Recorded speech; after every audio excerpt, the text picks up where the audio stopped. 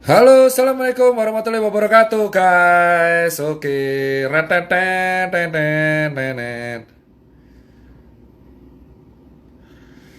Sekarang saya akan berbicara mengenai beberapa data ya. Nih nih, bentar, saya airplane. Jadi gini, guys. Sebelumnya saya pakai kopi sekarang. Ini live kelima. Terima kasih akhirnya eh, saya tadi dapat kabar banyak. Kita review dulu. Tadi yang berita pertama, selamat bermalam minggu dulu. Selamat menonton bola juga buat fans MU, fans Liverpool nanti. Saya juga akan nonton bola, makanya saya majukan live-nya habis maghrib. Soalnya saya itu apa namanya mau nonton Liverpool juga nanti, jadi saya harus live dulu. Terus yang pertama, saya masih kondisi aman. Alhamdulillah live 1 sampai 4 kemarin dirangkum dan masuk line today. Terus apa namanya? Ada laporan juga Surabaya sukses menurunkan angka aktif tinggal 4%. Terus tracingnya bagus, gratis juga swabnya. Nanti saya akan jelaskan kenapa pentingnya swab gratis ya. Terus dan kondisi-kondisi kenapa kok saya bilang bukti pertama bahwa COVID itu ditunggangi politik. Terus kedua, selamat juga buat Sumatera Barat, juga gubernurnya mantap, itu udah melakukan swab gratis. Ini terlepas politik, saya selalu apresiasi terhadap kepala daerah yang care sama warganya. Memang sih tindakan ini beresiko, tapi ini harus saya lakukan. Dan itu yang Tegal akhirnya kena sanksi, berarti Pak Ganjar memegang janjinya kemarin DM saya bahwa yang terkait yang mengadakan akan dibredel dan disanksi satu persatu. Kita tunggu janji dari Pak Ganjar. Terus yang soal Bekasi, saya nggak bisa viralin karena sudah viral duluan. Tapi alhamdulillah nih kayaknya akan ada ownernya akan dipanggil. Iya, yeah, ownernya siapa tuh? Namanya apa? Broker cafe akan dipanggil. Hari ini di live kelima kita akan lebih ke analisa. Oh ya, di Bekasi tenang Pak, Kop 86 itu ownernya akan segera dipanggil oleh pihak berwajib. Tenang saja, bukti sudah lengkap ya. Jadi kita pengen keadilan, jangan hanya rakyat yang di lapangan yang dirazia. Kita juga butuh keadilan. Jadi kita akan mengajari beberapa analisa. Yang pertama, teman-teman banyak yang berkata, kayak akun telur kemarin tanya, pentingnya swab apa sih gitu. Terus pentingnya apa namanya? Swab apa sih? Terus apa itu herd immunity dan kawan-kawan? Kita akan terangkan ya. Sebelum kita melanjut ke data. Jadi saya akan share yang pertama nanti data dari perbedaan data Surabaya dan Pemprov di bulan Juni yang akhirnya viral, yang Surabaya dihujat habis-habisan, tapi ternyata malah Surabaya duluan yang bisa membuktikan mereka kayaknya bisa survive. Kita akan lihat. Pertama, dengerin baik-baik guys ya, dengerin baik-baik. Saya akan ambil analogi. Saya ambil analogi ada bola bekelan kayak gini. Ini anggap warga yang nggak tahu ini COVID apa enggak. Ya, solusi dari COVID-19 itu kan sebenarnya dia virus. Sekali lagi, COVID-19 itu virus. Virus yang basisnya kalau nggak salah bisa RNA. Dan dia banyak antigennya. Bisa sembuh itu kalau disertai 3 hal. Ini pertanyaan orang-orang. Gimana sih Mas Tirta perawatan orang COVID sampai orang sembuh? Ini yang sering ditanyakan orang. Saya akan kasih tahu, bukan bongkar. Ini kasih tahu. Bongkar tuh kesannya kayak aib gitu kalau data. Jadi saya akan beritahu, COVID ini virus. Ya. Nanti perumpamannya begini, virus. Virus ini masuk, ya. Virus ini masuk, anggap ini tubuh manusia. Virus ini anggap ini virus ya. Ya nggak segede ini juga, tapi anggap ini virus. Nah, virus ini itu tuh nggak ada obatnya. Serius nggak ada obat yang berguna buat COVID. Itu contoh kayak gini. Ini virus. Ini saya terangkan ya. Tolong diperhatikan baik-baik. Jadi kalian tahu cara ngelawannya kayak apa. Biar kalian nggak nganggep kenapa kok statement kayak flu. Jadi kita anggap ini virus. Virus ini basisnya RNA, makanya pakai kode. Kalau influenza yang flu Spanyol itu viral tahun 1900-an, itu H1N1. Yang karena sekarang disebutnya influenza. Kalau disebut flu biasa, flu biasa yang kalian kenal itu dulu 1900 membunuh jutaan orang. Saya ingatkan, flu yang kalian kenal sekarang itu di dulu banget tahun 1900 membunuh jutaan orang. Tapi karena orang dulu gak ada medsos ya gak viral. Nah, ini virus masuk, tubuh kita itu membuat antibodi. Ya, tubuh kita tuh sudah ada antibodi, ada limfosit. Limfosit yang tugasnya itu sama IgE, IG apalah gitu. Pokoknya IgG ya, ada apa namanya IgG sama IgM. Ya intinya adalah antibodi ini, kalau saya terangin nanti ribet, antibodi ini melawan virus. Ya. Ini virus masuk, antibodi melawan virus. Nah, kalau virus ini menang, kita sakit. Kalah antibodinya, nanti dia ngerusak paru. Parunya jadi pneumonia. Berat. Nah, tapi gejala ringannya itu rata-rata 80% ke COVID itu gejala ringan. Karena rata-rata antibodi manusia cukup kuat untuk melawan virus COVID. Dengerin baik-baik, ya. Nah, oleh karena itu, kalau ada isu obat COVID, itu sejatinya nggak ada, Pak. Obat yang langsung membunuh virus ini itu nggak ada. Karena virus ini sejatinya dibunuh oleh antibodi kita. Nah, obat-obat yang beredar kayak Avigan, hidrokloroquine itu tugasnya meredakan gejala pada paru. Jadi let's say antibodi kita jebol, virus ini masuk ke paru. Parah kan? Nah, akhirnya muncullah si obat-obat ini. Obat kayak Avigan, terus hidrokloroquine itu meringankan gejala pada paru. Paham? Sampai situ. Jadi kalau ada orang klaim mengatakan bahwa obat COVID itu emang nggak ada, bro. Itu meringankan gejala.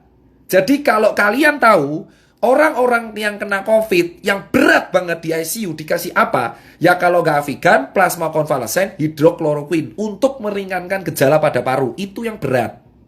Ya. Kalau batuk ya dikasih obat pereda batuk. Kalau misalkan dia sesak napas, dikasih pereda sesak napas. Itu dinamakan obat penunjang. Bukan obat yang bunuh COVID. Nah, terus berarti Mas Tirta, COVID sembuh sendiri. Betul memang. Kalau imunnya kuat, sekali lagi, garis bawahi. Kalau imunnya kuat, memang dia akan tidak bergejala. Tentaranya kuat, kamplengi beres, bro.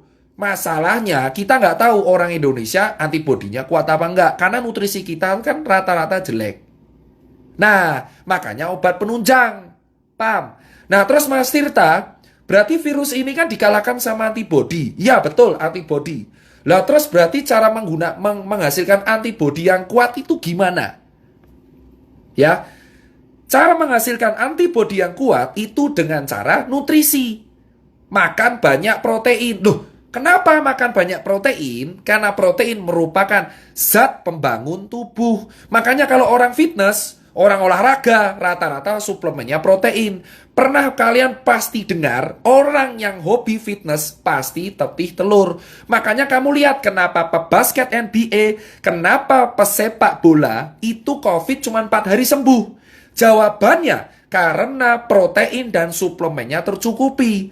Ibrahimovic kemarin kena COVID, langsung dia bilang, dia nggak kenapa. Karena nutrisi tercukupi. Nah, kalian tahu Indonesia banyak orang yang nggak tercukupi nutrisinya. Sampai segini kalian paham. Jadi kalau ditanya, obat COVID ada? Nggak. Obat COVID yang langsung membunuh itu nggak ada. Adanya adalah obat yang meringankan gejala pada paru. Lah, terus kedua, yang bisa mengalahkan COVID adalah antibodi kita. Limfosit, imunoglobulin G dan M. Makanya kalau di rapid ada IgG IgM. Kalau ada swab juga IgG IgM. Paham? Nah, kenapa kok di swab? Sekarang saya jawab. Telur selalu bertanya, kenapa di swab? Gini bos, virus COVID ini, virus itu kan RNA. RNA itu zat, ya kayak ada DNA, ada kimia. Jadi kayak sel itu saya terangkan secara singkat. Ada sel, ada kromosom ada RNA. RNA ini yang bawa gen. Ya. Nah, virus ini itu bisa nyerang kalau ada cantelannya, bro. Nah, ada cantelannya. Jadi kayak gini. Nah, ini adalah virus. Ini virus. Saya ulangin, ini virus. Nah, ini tuh ibaratnya adalah sel tubuh. Sel tubuh kita tuh kayak gini. Ya nggak segede ini, tapi anggap aja sel tubuh kita kayak gini. Nah, virus ini virus. Virus ini tuh bisa nyantel kalau cangklongannya ini sesuai. Paham? Nah, ternyata yang sel-selnya sesuai amin itu di tenggorokan sama di paru. Makanya virusnya itu langsung nempel di tenggorokan. Tak! Langsung di paru. Tak! Tubuh kita alarm. Woi, bro, ada orang asing, bro. Sikat. Orang asingnya siapa? Wah, anjing, COVID-19. Langsung dia ngasih tentara. Kalau tentaranya menang, ya kita sembuh. Makanya disebutnya self-limiting disease. Memang kalau imunnya kuat. Makanya Neymar, terus kemarin Ibrahimovic, Robert Pattinson bisa sembuh 4 hari. Kenapa? Bro, atlet kuat imunnya. Virus masuk diajar langsung sikat. Paham? Sampai sini paham? Kenapa kok di swab? Karena swab ini reseptor virus COVID paling banyak tuh di sini, bro. Tenggorokan. Tenggorokan sama perbatasan hidung dengan tenggorokan. Makanya di swab. Harapannya dilihat selnya. Oh, no COVID tesu. Gitu. Makanya saya nanti akan kaitan kenapa saya solusinya swab gratis. Paham? Nah, Mas Tirta, berarti kalau orang kena virus, berarti orang yang pernah kena DB, orang yang pernah kena DB atau influenza dulu lebih kuat. Betul. Kenapa? Itu kayak kapalan. Contoh, kamu kalau main gitar, ini kan kapalan, kayak saya. Contoh, orang kena DB, orang kena DB, orang kena tipes, tipes bakteri, sorry. Orang kena DB, terus orang kena hepatitis, orang kena virus influenza H1N1, dia posisinya akan lebih kuat. Kenapa? Karena antibodinya sudah biasa diajar. Makanya yang kena COVID rata-rata orang kaya. Itu alasan kenapa orang gelandangan, orang gila, orang di pasar jarang kena. Karena tentaranya sudah siap. Paham bosku? Itu teori utamanya ya. Itu teori utamanya. Saya terangkan dulu nih. Biar kalian nggak salah kaprah. Jadi kalian tahu, memang benar virus ini bisa sembuh sendiri kalau imunnya kuat. Nah, kalau imunnya nggak kuat, pakai obat penunjang. Nah, ini baru bahas strukturnya. Makanya kalau kalian tanya, kenapa orang gila nggak pernah COVID? Karena imunnya kuat, mas. Bacila sampah dimakan aja kuat ya. Kenapa COVID rata-rata menyerang orang yang menengah ke atas? Karena tubuhnya belum biasa disikat, bro. Paham kan? Nah, dari sini kan kalian tahu kenapa ke orang gila, gelandangan, pasar nggak kena. Makanya semakin sering kalian di lapangan, malah kena. Kenapa, bro?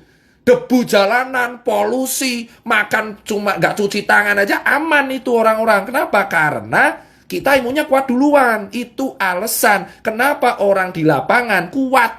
Tapi virusnya masuk nggak menginfeksi. Kenapa? Kuat, bro. Awake kuat. Coba kamu lihat kuli, bangunan. Masuk angin, kerokan sembuh. Makanya semakin dulu dia kena penyakit, ini COVID mental. Itu alasan kenapa yang kena COVID rata-rata menengah ke atas, perkantoran. Dari dulu saya teriak perkantoran. Kenapa? Karena orang perkantoran itu ringkih. Paham bro? Makanya disinilah saya bangga. Alhamdulillah saya pernah gak enak, pernah hidup di jalan, pernah kurang mampu. Di sini saya bilang, orang-orang yang hidup di jalan terbiasa dikeras, itu imunnya lebih kuat, mas. Itu alasan kenapa akun telur bertanya, kenapa orang gila nggak pernah kena, kenapa gelandangan nggak pernah kena, kenapa Jerry nggak kena, kenapa saya nggak kena, karena kita pernah hidup keras, bro. Bersyukurlah kalian yang hidup keras, karena dengan adanya COVID, kalian yang selamat duluan. Itu alasan, bro. Makanya COVID ini menjadi seleksi bawah. Jangan nyepelein orang kecil. Karena yang selamat duluan sekarang orang kecil. Karena mereka terbiasa hidup keras, hidup susah, makan gak enak. Bakterinya banyak. Otomatis tentaranya lebih kuat. Itulah alasannya. Kenapa saya terangkan dulu pelan-pelan ini di level 5. Paham? Kenapa ke orang kantor lebih sering kena? Mas, sekarang saya terangkan orang kantor. Kembali lagi. COVID itu antibodi kita. Orang kantor cuma duduk dari jam 7 pagi. Kerja ngadep laptop. Kena AC. Gak kena matahari. Duduk tok. Makan fast food. Delivery. Pulang jam 8. Tidur kurang. Main HP terus. Kena AC. Kalau kena COVID tentaranya lemah. Itu alasan klaster perkantoran di Jakarta paling gila. Kenapa DKI paling fatal? Karena orang-orangnya kerja di kantor. Imunnya lemah semua. Nah, terus cara meningkatkan imunnya gimana Mas Tirta? Makan enak. Makanya ketika COVID ini yang selamat justru orang kecil. Kenapa orang kecil? Orang susah karena mereka terbiasa hidup susah. Jangankan COVID, hepatitis A, B, C, D, E, F, G sampai H aja mereka selamat. Itulah alasan. Emang orang kecil itu ketinggalan di duniawi, tapi soal COVID mereka selamat pertama kali. Saya bisa statement ini kenapa? Saya melihat di lapangan, kuli panggul di Wonokromo, kuli panggul di Makassar, kuli panggul di Pasar Legi Solo, itu yang selamat duluan. Kenapa? Mas, mereka ini makan 2 kali sehari nasi tempe, gak cuci tangan, tapi selamat. Kenapa? Tentaranya kuat.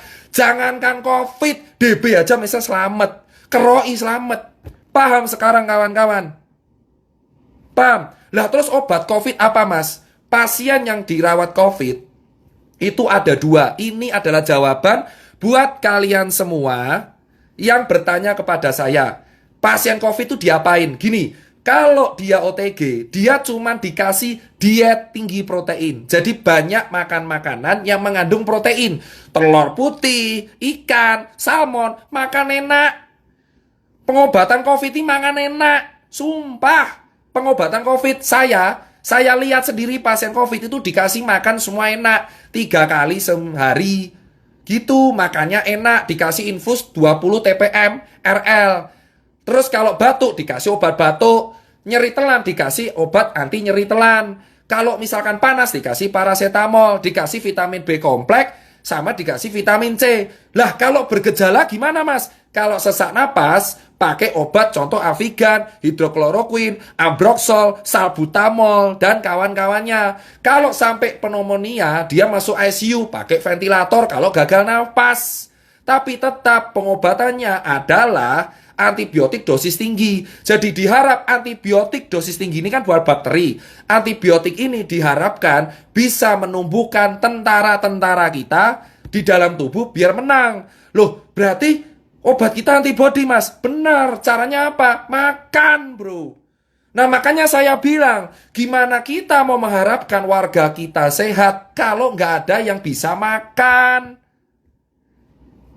Makanya biayanya mahal karena mangan enak. Paham bosku sekalian? Paham? Itulah artinya kenapa saya bilang dari kemarin, kita percuma menjaga protokol kesehatan jika kita tidak bisa memberikan ketahanan pangan untuk warga kita. Makanya saya salut sama Jering karena dia membagikan makanan. Makanan adalah nutrisi, nutrisi penunjang antibodi.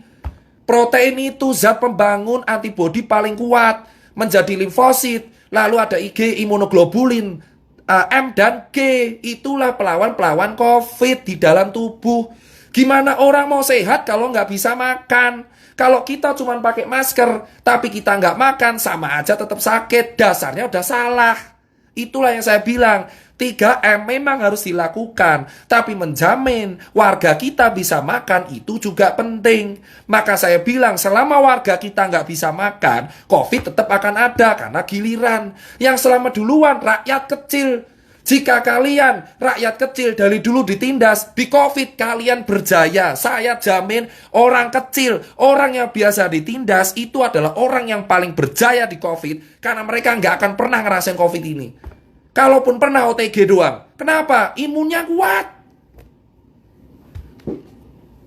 Itu pertama. Terus soal vaksin gimana Mas Tirta? Gini, tadi udah jelas ya. Berarti benar, COVID memang self-limiting disease. Asal imunnya kuat. Kalau imun nggak kuat, pakai obat. Loh Mas Tirta, soal vaksin gimana? Oke, kita udah tahu. Tentara. Nah, Pak, akhirnya WHO pakai cara instan. Ya disebut vaksin. Vaksin ini adalah virus dilemahkan. Jadi tentara kita diadaptasikan karena kita tahu warga kita rata-rata hidupnya adalah di kantor. Nah, virus ini digebuki dulu di luar. Asuwe jancuk. Nah, virus ini digebuki di luar. Virus COVID ini digebuki di luar. Cok asu, lemah dia. Udah lemah dimasukin ke tubuh, dikeroyok karo antibodinya. Ini virus nih, vaksin itu gini. Ini vaksin, ini virus COVID. Diculik, gebuki saya asu. Nah, virus COVID ini sebabak belur dimasukkan ke tubuh.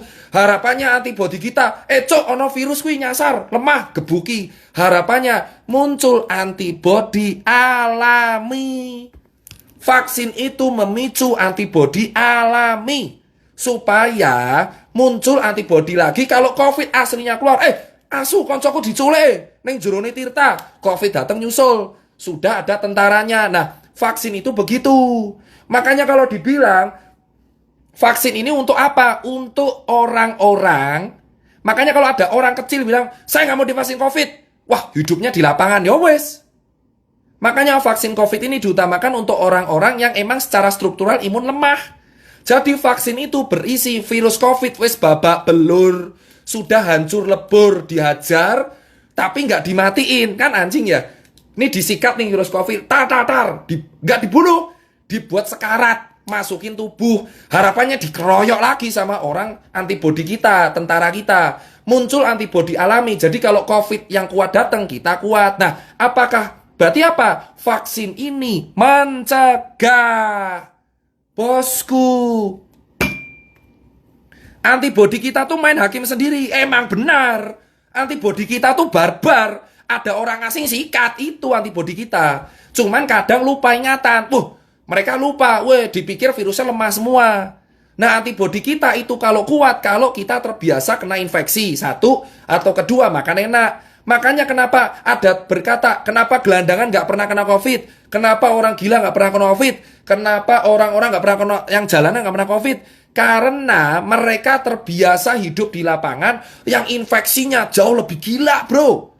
Bro, di lapangan kuli itu infeksi lebih gila. Hepatitis A, herpes zoster, terus hepatitis B, C, D, E, F, G, H, DBD ada 4. Wah, H1N1. Wah, gila bro. Makanya orang-orang lapangan kuat. Nah, sekarang kan kalian tahu. Makanya saya bilang, lah swab itu gimana? Karena virusnya tuh nempel di sini bro. Di sini loh virusnya itu. Virusnya tuh nempel di sini. Makanya sama di hidung, makanya swab. Nah, makanya perawatan COVID ku apa? Gor mangan enak. Sama pakai obat pereda sama antibiotik dosis tinggi kalau dia bergejala parah. Antibiotiknya ada 2, dosis tinggi. Ditambah pereda paru, sesak napas, pereda batuk, sama vitamin dan pereda panas. Obatnya itu. Sama makan enak, dia tinggi protein. Jadi kalau kamu mau mencegah kena COVID, gampang bro, mangan enak. Nah terus orang kecil gimana? Santai, orang lapangan kayak kita bro, sudah terbiasa dengan hidup keras. Makanya karena hidup kita keras, mangan apa wae yo iso. Itu kita cuma kena penyakit kantong kering.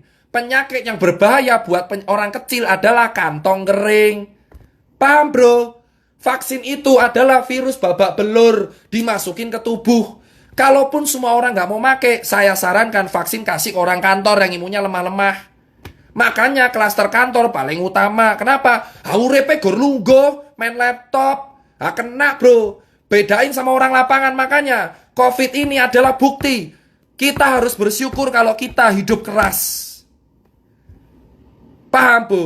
Makanya penyuluhan pemerintah kurang menurutku. Kenapa? Dari awal di sini 3M mereka lupa satu, nutrisi. Nutrisi itu penunjang antibodi. Cuma pakai masker buat apa kalau nggak bisa makan? Kalau warganya nggak makan, kelaparan, yang ada sakit, malah tipes bro. COVID lolos, mah tipes, mah mati. Kita itu kena penyakit kantong kering malahan kalau kita nggak makan. Paham bos? Itu alasan COVID, makanya itu pertama. Makanya kalau ada media bilang obat COVID ditemukan, kayak ngaton, renek bro obat COVID. Jika ada media mengatakan obat COVID ditemukan, obat COVID itu apa? Obat COVID itu antibodimu dewe. Makanya kalau antibodimu harus stabil, berpikir positif. Lah terus Mas Tirta paranoid. Makanya saya kecewa dengan media paranoid. Karena media paranoid itu akan meningkatkan hormon stres kortisol. Kalau stres, imunnya ikut stres, tentaranya stres. Paham? Jadi kalau misal kita stres nih, paranoid, ketakutan, ini di dalam tentaranya juga ketakutan. Tentara juga punya, di dalam kita tuh tentara juga ngikutin mood kita. Jadi kalau kita ketakutan, tentara kita juga ketakutan. Yang ada malah tambah sakit. Makanya saya bilang, narasi ketakutan itu harus diganti. Jangan kasih foto kuburan, tugu peti mati. Saya paling nggak setuju adalah tugu peti mati di Jakarta. Kayak ngopo. Karena semakin orang ditakuti, semakin dia paranoid, semakin imunnya lemah. Orang harus happy, bro. Paham, bro? Nah, itu yang saya bilang. Makanya kalau kita bilang, Jering itu kenapa saya salut, dia bagi pangan. Pangan itu adalah komponen penting dalam menjaga imun. Jering itu sebenarnya pinter, bro, tapi cara ngomongnya emosi. Makanya rata-rata hatersnya banyak, ada yang baper dilaporin. Yang laporin bukan saya, tapi orang yang baper. Jering itu komponennya benar, ngasih nutrisi, karena nutrisi menghasilkan antibodi yang kuat. Nah, kalau kalian imunnya lemah, makanya nggak semua orang imunnya kuat, makanya pakai masker. Nah, ini harus berdampingan. Maskeran karo mangan. Masker tok rasa imbang, ramangan sakit. Mangan tok ramaskeran ya loro. Makanya saya bilang, masker malah saya bilang 2M. Masker romangan kalau aku. Masker romangan titik. Masker romangan, masker romangan, masker romangan titik. Maskeran romangan rampung. Wes, bro. Intine kuwi tok. Jangan dibuat ribet ini. Pakai influencer pendidikan, influencer kesehatan. Pentingnya apa? Masker romangan. Paham? Sosmed kita tuh berlebihan banget. Foto kuburan lah, orang-orang apalah, terus inilah, obat COVID lah, apalah. Itu kalau gejalanya berat. Makanya mencegah COVID kuwi simple. Maskeran romangan. Cuci tangan kan dari dulu diajarin. Sebelum makan cuci tangan dulu ya nak, sama berdoa. Itu kan diajarin. Yang belum diajarin apa? Maskeran romangan. Wes, mangan bro. Nek kowe duwe rezeki, bagilah sesamamu. Makanya saya bilang, bersyukurlah yang hidup keras. Karena dengan hidup keras, imun kita kuat. Mangan obatnya kuwi mangan. Sumpah, obat COVID apa? Mangan enak. Makan enak, bro. Wes, tidak usah kamu pantang-pantangan. Mangan aja, bro. Sakarepmu, saenakmu, pokoknya mangan, bro. Stop kamu bicara lihat negatif-negatif. Mending ngobrol mangan, masker, mangan, masker, rampung. Kerja, mangan, masker. Kerja, mangan, masker. Wes, ngopo? Kalau burger, makanya itu caranya. Jadi kalau ada yang bilang obat COVID ya dirimu dewe kok. Gak usah dilebih-lebihkan. Obat yang kalian kenal itu obat pengurang gejala. Itu maksud saya, bro. Makanya saya selalu menekankan ke publik dan ke pemerintah daerah, kepala daerah, kalau kamu cuman edukasi protokol, tapi wargamu gak makan, alah percuma. Yang penting tuh nutrisi, maskeran, rampung, selaras. Mangan. Dan vaksin itu adalah COVID babak belur. COVID digebuki, lebok ke tubuh, gebuki nek.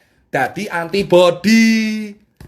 Nek kowe ra gelem vaksin, ya wis penting mangan. Itu yang pertama. Kedua, kenapa? Nih saya bilang, sekarang jelas. Kenapa ada, jadi gini, kalian sadar tidak? Sebenarnya Indonesia tuh menerapkan herd immunity secara kita nggak sadar.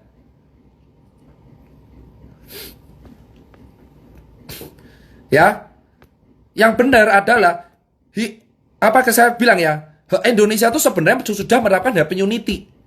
Secara kalian nggak sadar. Paham? Herd immunity, ini saya baca. Herd immunity itu adalah, nih saya baca ya. Ini saya baca nih. Herd immunity, saya bawa datanya nih. Mana herd immunity. Nih, herd immunity adalah, ini saya baca sumbernya dari Mayo Clinic. Di Mayo Clinic, saya akan lihatkan. Saya bacakan, herd immunity itu adalah terjadi ketika ada sebuah bagian dari komunitas yang menjadi tahan atau kebal dari sebuah penyakit yang menyebabkan mereka menyebarkan satu persatu. Syarat dari herd immunity ada dua. Pertama, vaksin. Kedua adalah infeksi natural. Nah, makanya saya bilang, jika ada nakes yang mengatakan kita tuh gak herd immunity. Nah, kalian tuh sadar gak? Kita secara gak langsung sudah menerapkan herd immunity. Saya mendapatkan sumber dari ini web kalau saya dokter ya, Mayo Clinic ORG. Ini adalah kayak website kalau saya dulu kuliah dokter pakai ini semua kalau diskusi. Jadi herd immunity itu diraih dari dua hal. Satu, vaksin. vaksinasi. Kedua, natural infeksi. Lah terus kalau pemerintah bilang kita tidak herd immunity, lah ini sumber jurnal aja mengatakan bahwa salah satu syarat herd immunity adalah 1 vaksin, 2 infeksi natural. Secara nggak langsung kita ini sudah mengalami infeksi natural. Karena infeksi kita tambahnya ribuan per hari, tidak terkontrol, tapi banyak yang sembuh. Paham maksud saya? Ketika banyak angka positif naik, tapi diiringi angka kesembuhan yang naik, itulah ada salah satu gejala herd immunity. Paham nggak? Jadi secara nggak langsung, kita tuh sudah menerapkan herd immunity. Cuman orang kita tuh malu ngomong. Herd immunity diraih dari 2 hal. 1, infeksi natural. Kedua, vaksinasi. Vaksinasinya Januari. Jadi secara nggak langsung kita nih OTW herd immunity. Kenapa saya bilang gejala herd immunity adalah infeksinya masif, angka positif naik, diiringi angka kesembuhan yang naik. Tapi angka kematiannya ini harus turun. Kalau angka kematian turun berarti kebal. Orang sakit auto sembuh. Nah, angka kematian kita tinggi. Nah, itu yang diaudit, tanda tanya. Kenapa angka kematiannya tinggi? Apakah datanya benar emang matinya tinggi? Atau memang dia komorbid? Atau straight karena COVID? Itu yang dievaluasi, bosku. Kemana aja 7 bulan? Ini 7 bulan kemana aja? Ini 7 bulan. Saya nerangin ke orang awam aja bisa. Kenapa kita malas mengakui kita tuh sudah herd immunity? Gak usah malu-malu. Indonesia ini secara nggak langsung menerapkan herd immunity. Kenapa saya bilang mengatakan seperti itu? Dari Mayo Clinic ORG, salah satu website sumber kalau anak kedokteran belajar, itu dikatakan syarat herd immunity ada 2. Nih saya bilang, saya lihat sendiri. Pertama, nih vaksinasi. How is herd immunity? Nih Mayo Clinic ORG. Vaksinasi. A vaccine for the virus cause COVID-19 will be ideal approach to having herd immunity. Kedua, natural infeksi. For example, semua yang ini saya terjemahkan. For example, semua yang selamat dari flu influenza H1N1 akhirnya 2009-2010 itu jadi flu babi. Nah, orang yang kena flu influenza lebih tebal. Makanya saya bilang, orang yang pernah kena flu zaman dulu, influenza, flu aneh-aneh, kena COVID jadi agak kebal. Itu namanya kekebalan antibodi alami. Makanya ada yang bilang kalau kena DB, kena flu, kena COVID lebih kebal. Itu bro. Kenapa malu buat ngomong sih? Apakah harus butuh ahli buat ngomong? Saya aja bisa ngomong. Nah, secara nggak langsung, kita ini OTW herd immunity. Paham, bos? Karena apa? Kita dibiarkan kena infeksi. Cuman pakai masker sama makan. Makanya solusinya adalah persiapkan diri. Kalau ada yang tanya, kita ini OTW herd immunity. Jadi kita ini OTW makan, maskeran, sambil nunggu vaksin. Kalau mau, kalau enggak ya udah, yang penting hidup keras, bro. Olahraga. Jangan malas gerak, olahraga, bro. Olahraga. Makanya saya bilang olahraga makan di lapangan. Salut buat kuli bangunan karena mereka olahraga.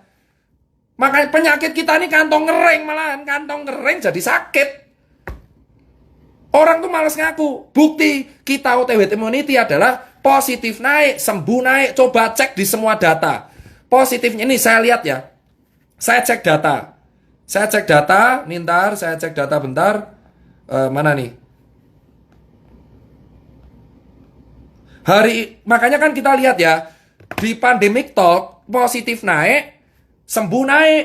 Itu contoh herd immunity, tapi kematiannya tinggi. Nah, karena kematian tinggi, herd immunity gagal.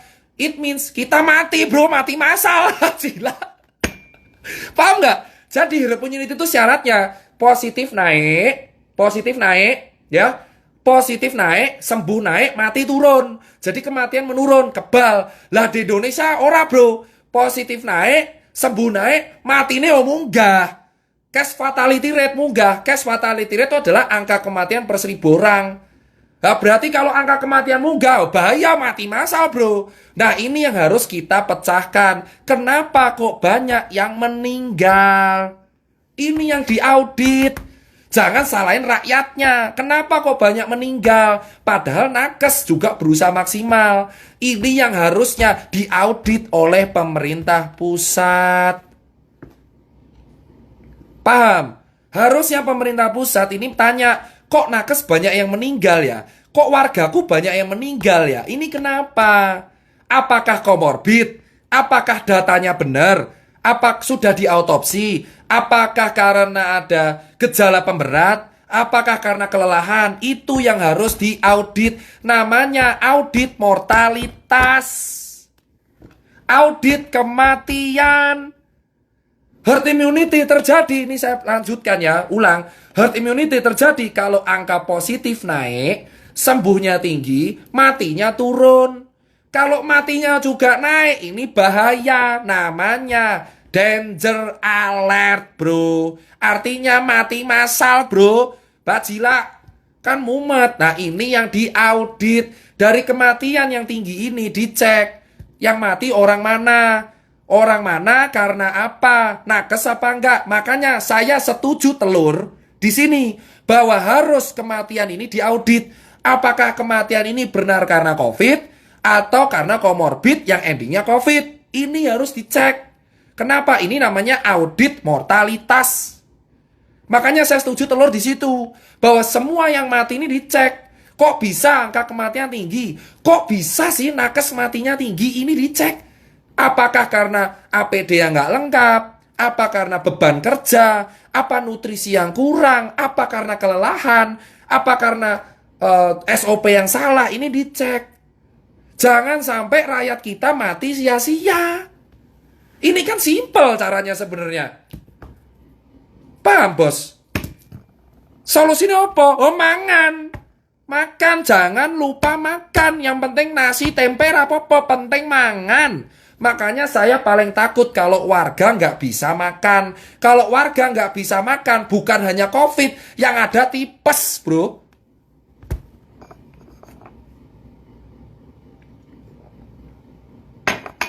Itu yang meninggal dicek. Kenapa kok bisa meninggal? Apakah dikarenakan dia COVID? Penyebabnya apa? Kok bisa parah gitu loh. Ini yang dicek. Apakah dia kena stroke terus kena COVID? Terus meninggal. Apakah karena dia kelelahan kena COVID? Meninggal. Ini yang harus dibuat penelitian metode kohort. Penelitian. Harusnya ada audit tim epidemiologi. Itu yang saya tanya.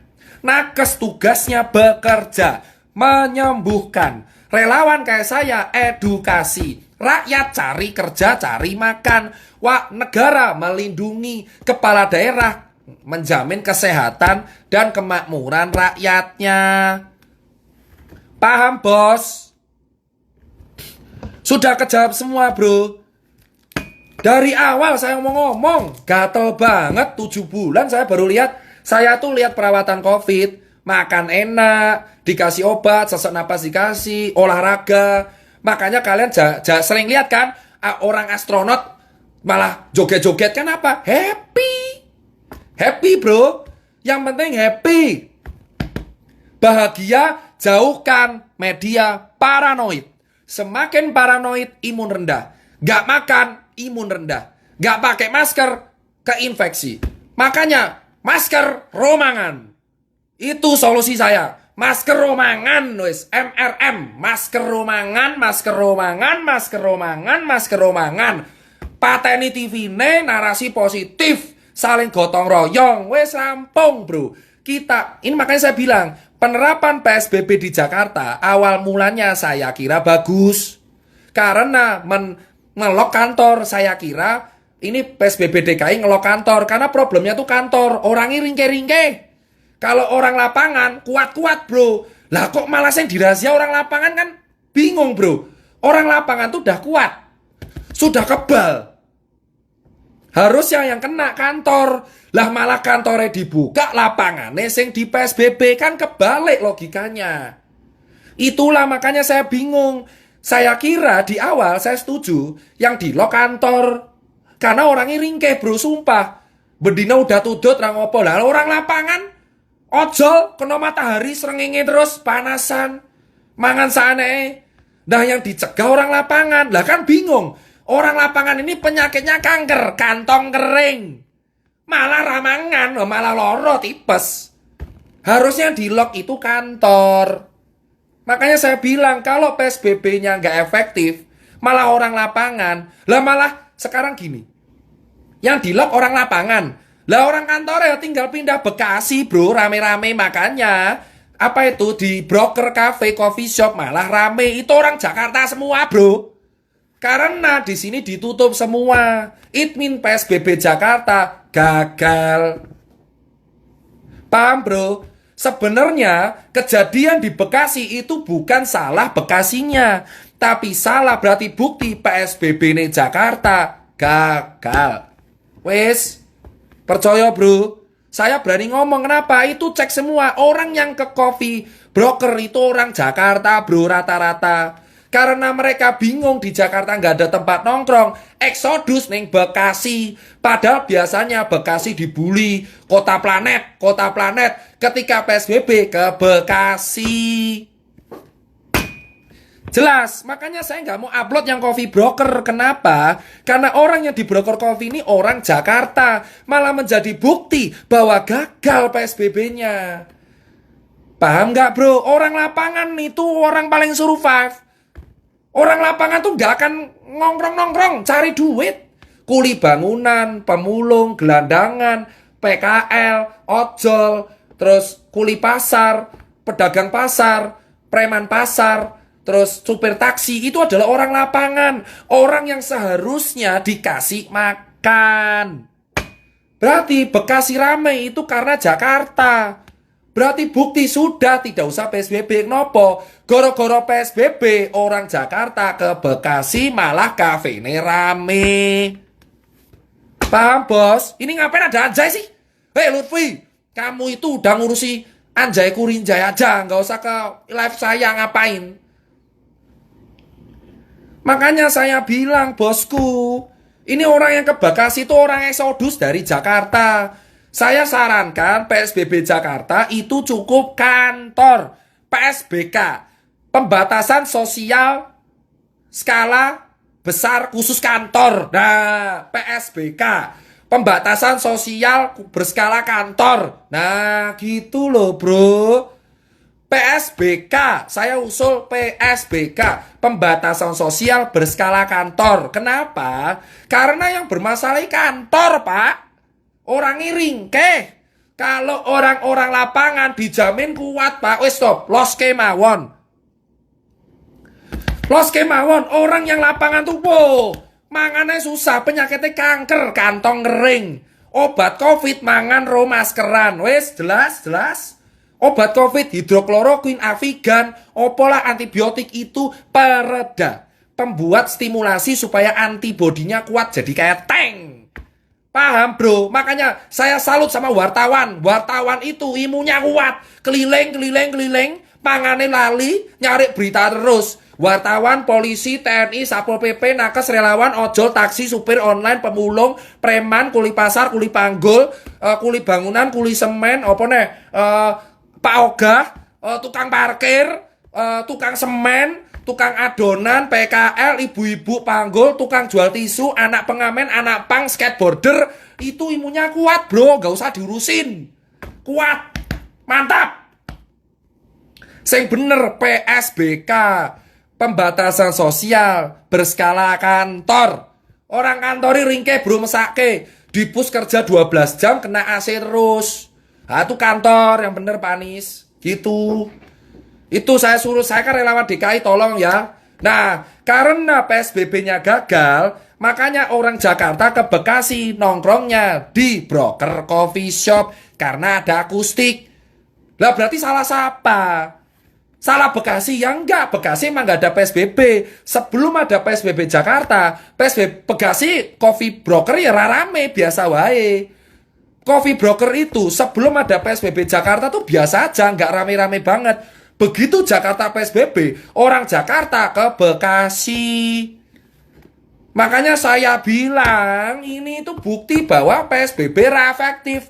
Wes, jadikan PSBK, pembatasan sosial berskala kantor. Orang lapangan gak usah diurusi, ben golek mangan, penting maskeran. Masker dan makan adalah solusi hidup melawan COVID. Nutrisi dan masker, nutrisi, masker. Jelas?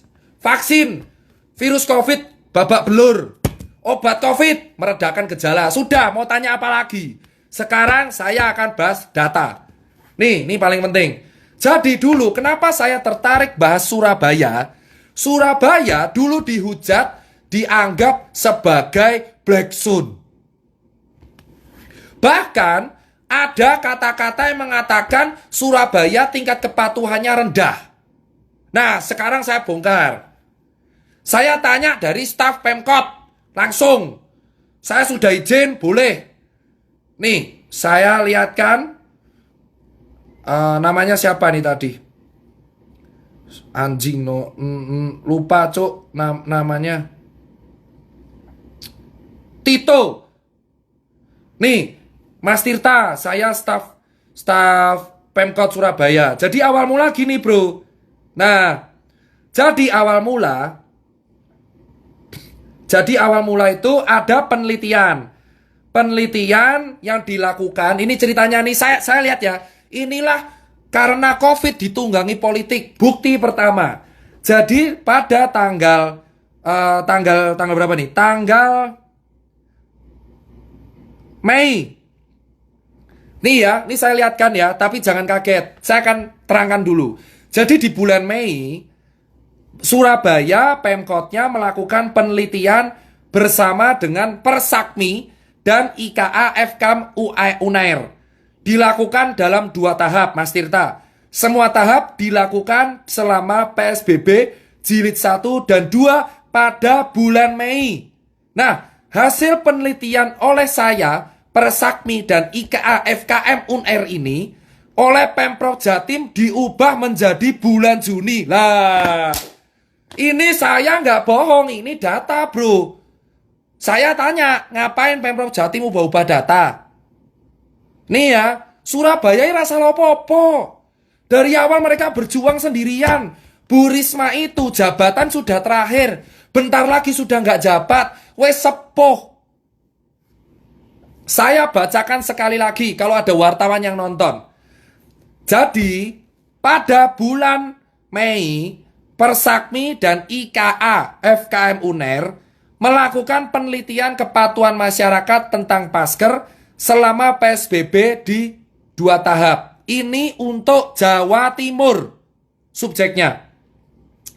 Nah, namun oleh Pemprov datanya ini diubah menjadi penelitian bulan Juni.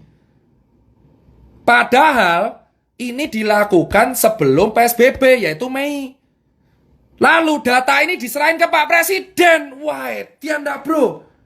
Selain diganti tanggal, Mas Tirta, Pemprov juga mengganti lokasi penelitian yang awalnya Jatim menjadi Surabaya Raya.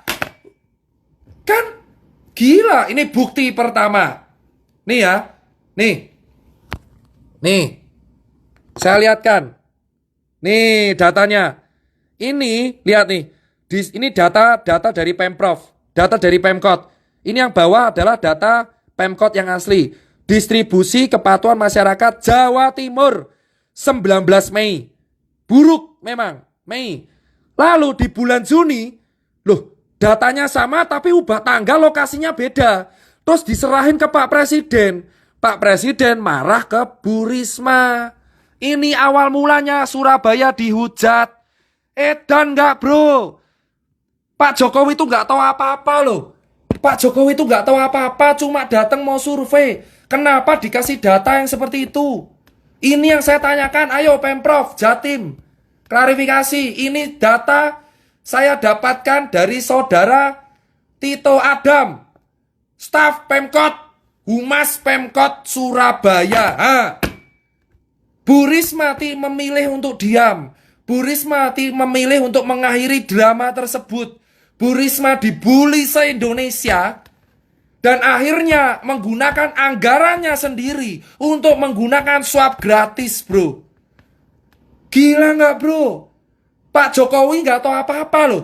Ke Surabaya survei dikasih data beda loh, bro. Jadi data pertamanya yang benar ini bro. Ini data yang benar. Maaf HP saya pecah. Nih, saya lap dulu ya. Nih, ini data yang benar. Nih, Mei, lihat Jawa Timur, Mei, PSBB tahap 2, 19 sampai 23 Mei. Sampai ke Pemprov bisa salah bro. Surabaya Raya 23 Juli 2020. Hapiye bro. Ini data Pemprov, ini data Pemkot. Lah kok beda? Lah kok beda? Ayo, Pemprov tolong jawab. Kenapa kok bisa beda? Kenapa? Ini walaupun masa lalu, ini akhirnya membuat stigma satu negara langsung ke Surabaya. Bu Risma malahan sekarang kota mana yang swab gratis selain Sumbar? Surabaya. Kan lucu. Padahal ini ya, ini saya nggak ngada-ngada. Data ini kalau saya upload geger bro, geger. Saya nggak menjelek-jelekkan. Ini data saya dapat langsung dari staf Pemkot bernama Saudara Tito Adam. Benar. Nih ya datanya. Aduh kok blur. Nah, nih lihat datanya nih. Di Pemkot 19 Mei. Data survei kepatuhan masker.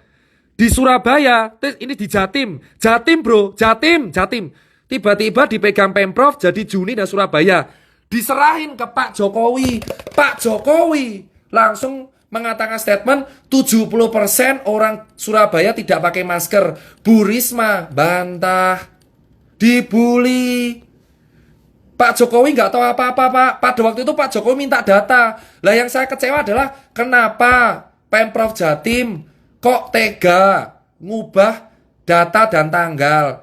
Padahal ini penelitian Jatim bukan Surabaya bro.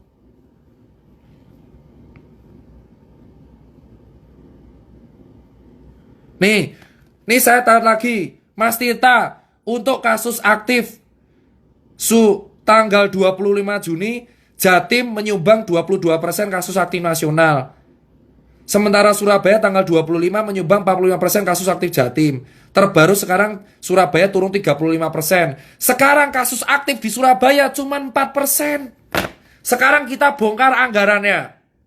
Ini adalah anggaran COVID per daerah. Per daerah. Kita lihat per daerah. Ini foto anak saya. Mana tadi? Salah. Sebentar ya.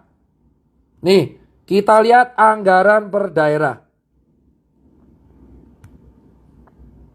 Nih, anggaran Kementerian Dalam Negeri, berita saya sambung dari anggaran Kementerian Dalam Negeri dari M-Business mencatat bahwa Provinsi DKI Jakarta merupakan daerah yang paling besar mengalokasikan anggarannya untuk penanganan wabah virus COVID jenis baru senilai 10 triliun.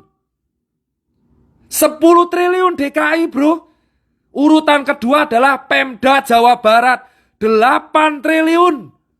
Oh my god. Lalu Jawa Timur 2 triliun. Jawa Tengah 2 triliun. Jogja cuma ratusan miliar. Sumbar kemana Sumbar? Gak ada bro. Terus kita lihat anggaran penanganan COVID Surabaya tuh 800 miliar tok pak. Dan Bu Risma sanggup membuat swab gratis untuk warganya. Sekarang kalian cek, anggaran terbesar COVID ada di Jakarta, 10 triliun. 10 triliun, nomor 2 Jabar, nomor 3 Jatim. Terus dari 2 triliun, Surabaya mendapatkan 800 miliar. Dan Bu Risma sanggup mengalokasikan untuk swab gratis. Gimana Sumatera Barat? Sumatera Barat. Mana Sumatera Barat? Duh. Ya, saya lupa capture. Terus kita lihat gimana kalau DIY?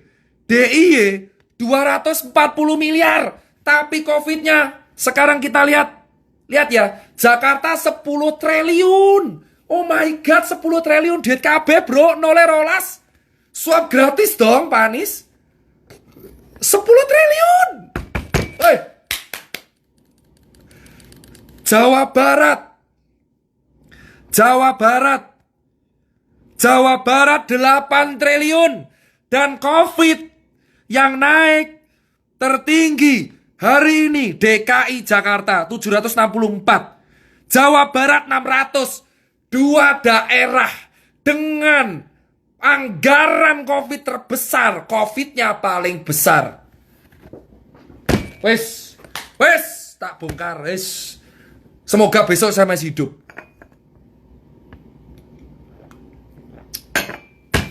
Saya tidak menuduh, saya cuma tanya. DKI ini ngapain 10 triliun? Buat apa aja? Tolong transparansinya. 10 triliun anggaran untuk DKI itu buat apa aja? Sementara Bu Risma 800 miliar ada di Google. Ada di Google, anggaran penanganan COVID-19 Kota Surabaya 819 miliar itu untuk swab gratis. Bisa, bos. Bisa. Wes, emosi lah we bro. 800 miliar iso swab gratis. DIY cuma 246 miliar. COVID-nya hari ini tambah 40. 200 miliar tok. DIY Sri Sultan Hamengkubuwono. Jawab, 10 triliun itu buat apa? Masih denda. Oh my god.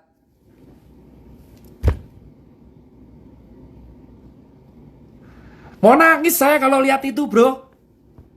Ini duit rakyat. Saya mau nangis bro kalau baca ini. Aku tuh mau nangisnya adalah Bu Risma itu aku ketemu bro di bulan Juni. Usia 70-an tahun, dia tuh ngantor di halaman balai kota bro. Dihujat satu Indonesia loh. Kenapa saya sampai mau nangis adalah saya tuh datang ke Surabaya, kondisi Surabaya tuh dihujat orang banyak. Dan Bu Risma tuh ngantor di depan balai kota panas-panasan bro. Umur 72 tahun pak. Dan digoreng satu negara. Diperolok. Sekarang swab gratis untuk rakyatnya. Kasus aktif 4% doang. Data diganti sama Pemprov. Di hadapan. Bener-bener bro. 1 tahun jabatan terakhir dia mau ngapain lagi? Apa kamu gak terenyuh lihat ibu-ibu sudah tua bisa berjuang demi rakyatnya bos. 800 miliar bisa buat swab gratis. Di Yogyakarta anggaran Sri Sultan aja cuma 246 miliar. Tapi COVID-nya sehari 40 doang. Gak pakai drama PSBB bro. Jakarta 10 triliun pak. Ini buktinya. Nih, baca sendiri. Saya nggak hoax. Ini dari berita Bisniscom. 10,64 triliun. Nomor 2 Jawa Barat. Nomor 3 kita lihat Jawa Timur 2,4 triliun. Jawa Tengah 2,1 triliun. Aceh 1,17 triliun. Pemda yang paling banyak Kota Makassar 700 miliar. Jember 400 miliar. Bogor 300 miliar. Bengkalis 365 miliar. Tangerang 340 miliar. Pak Jokowi sudah ngasih duit ke daerah masing-masing. Lewat dalam negeri. Sedih gak bro? Itu uang rakyat. Makanya saya bilang swab gratis. Untuk rakyat. Supaya kita tahu siapa yang ringkih. Supaya yang ringkih bisa dirawat dengan baik, dikasih makan. Apa kamu gak sakit hati bro? Lihat orang tua, lihat Sumbar aja bisa swab gratis. Sumatera Barat bisa swab gratis. Surabaya bisa swab gratis. Jogja bisa stabil. DKI 10 triliun. COVID masih tertinggi se-Indonesia. Kalian bisa nilai. Ada di media. Dan masih ada denda masker. Saya mungkin setelah share kayak gini akan diserang buzzer semua. Ikhlas, lillahi ta'ala. Tapi saya membongkar data ini biar kalian membaca. Daerah mana yang efektif menangani COVID. Kepala daerah yang sanggup mengatasi COVID di daerahnya, itu adalah kepala daerah yang luar biasa. Shout out buat Gubernur Sumbar, Sri Sultan, dan jelas Bu Risma. Angkat topi buat Anda semua yang rela menghabiskan uang sendiri untuk rakyat. Saya orang lapangan. Saya melihat sendiri dengan kepala sendiri apa yang dialami Bu Risma. 10T bro. Dan kalian bilang, sekarang kalian bilang Pak Jokowi itu sudah bagi anggaran bro ke daerah-daerah masing-masing. Tanggung jawabnya kepala daerah itu bisa. Tergantung penyerapan dananya buat apa. Jawa Barat dan DKI anggaran terbesar, tapi COVID terbesar ada di DKI dan Jawa Barat. Hari ini. Surabaya, bos. Hari ini Surabaya kasus aktif 4%. Saya bacakan laporan dari Mas Tito Adam. Kalian semua di Surabaya kawal Tito Adam. Dia megang data penting untuk Pemkot. Dia akan menjadi pahlawan karena megang data-data utama Pemkot Surabaya yang diubah. Kawal Tito Adam. Kawal semua Tito Adam. Teman-teman yang di Surabaya, kalau ketemu Tito Adam, kasih bunga ke dia. Dialah yang buat data selama ini kompilasa. Kita lihat bilang.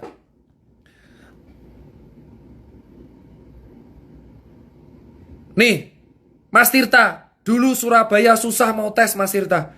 Sekarang enak Mas. Tes gratis. Orang mau cangkruk aman, tinggal tes gratis. Ponpes, pondok pesantren, tes gratis. Surabaya mengamati klaster baru. Alhamdulillah. Saat ini Mas Tirta, saya lapor. Kasus aktif di Surabaya 4%. Perihal konflik Surabaya Jatim, kami sudah ikhlas.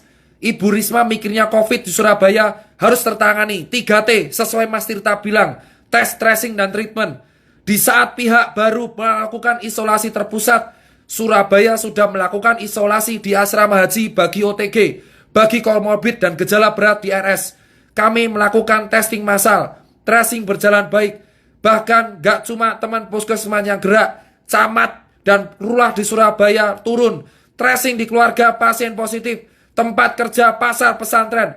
Alhamdulillah Mas Tirta, kami berubah. Kami perlahan bisa menekan penyebaran COVID di Surabaya. Hal ini bukan mengendurkan kami Mas Tirta. Di sisa jabatan Bu Risma kami akan berjuang lebih keras.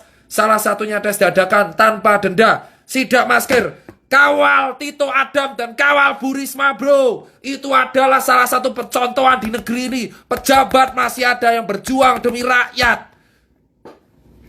Mas Tito Adam mengatakan, ini yang masker lagi dan penelitian tentang masker oleh Persakmi dan IKFKM UN itu sebenarnya dilakukan selama bulan Mei untuk Jatim. Tapi oleh Pemprov diubah menjadi penelitian bulan Juni. Padahal momen penelitian ada tingkat kepatuhan masyarakat PSBB.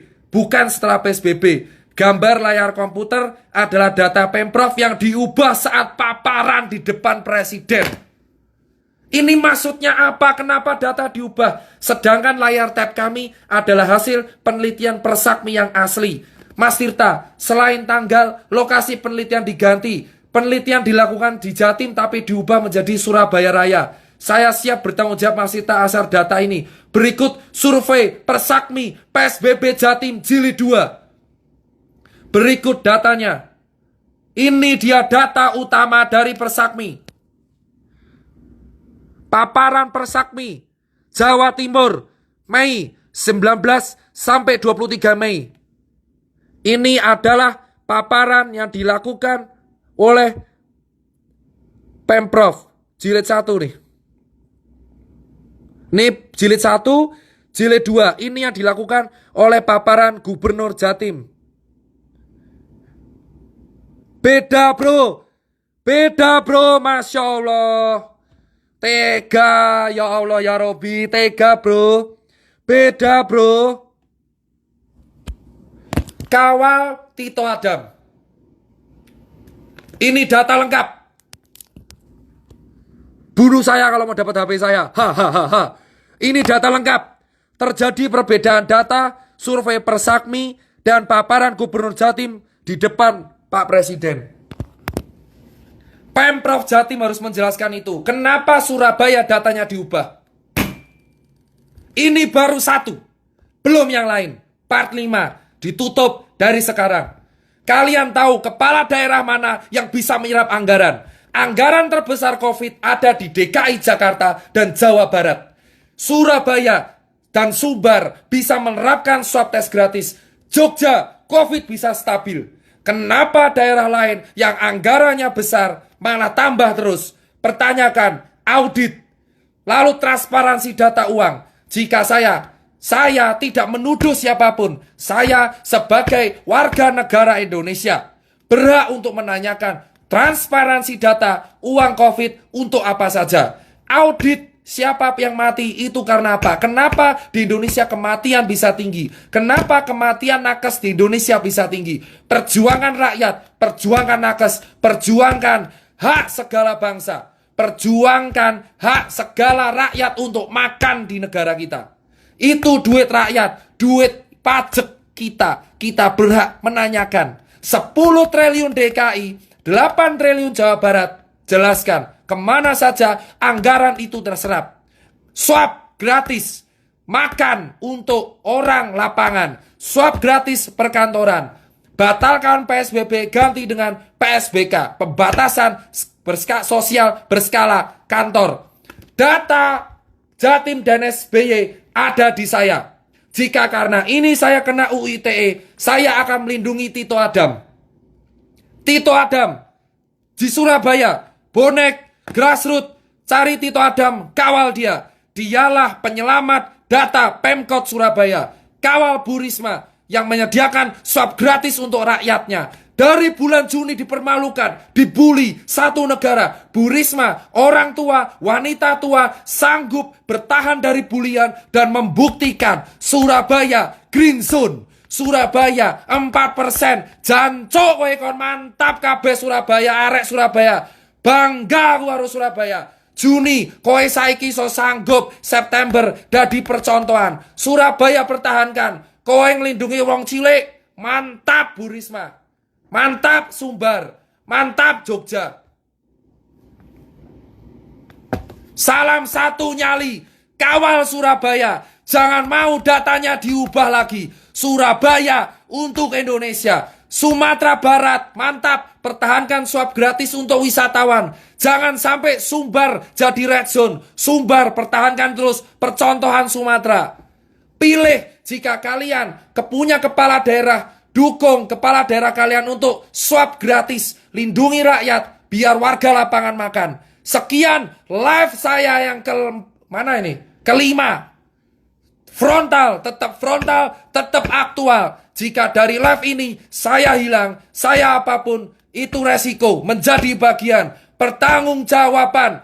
Denda DKI itu mencapai 6,5 miliar selama 4 hari. Tanyakan duitnya kemana. Tanyakan anggaran COVID DKI 10 triliun itu kemana? Saya menggunakan hak jawab saya. Jika saya diserang oleh banyak orang, saya terlepas dari politik, saya tidak peduli politik sama sekali. Saya warga negara Indonesia yang sah menggunakan hak freedom of speech, hak bertanya saya. Saya sebagai warga negara yang tinggal di Jakarta bertanya kepada pemerintah Provinsi DKI Jakarta, anggaran 10 triliun itu digunakan untuk apa saja? Kenapa tidak bisa mengadakan swab gratis seperti Surabaya dan Sumatera Barat? Dan Jawa Barat, tanyakan juga, Pak Ridwan Kamil, tolong 8 triliun itu buat apa saja? Manfaatkan yang baik. Kami rakyat titip.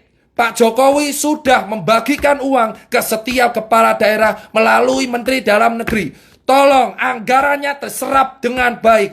Kawal Tito Adam, Kawal Surabaya. Saya nggak butuh dikawal. Tirta hilang akan muncul Tirta yang lain. Tirta mati akan muncul Tirta yang lain. Tirta mati akan muncul Tirta yang lain. Tirta tenggelam, Tirta dibungkam akan muncul Tirta yang lain. Salam data part 5. Lebih seram di data part 6. Ini bukti saya di handphone saya semua. Foto anak saya menjadi bukti. Ya. Sekian dan terima kasih.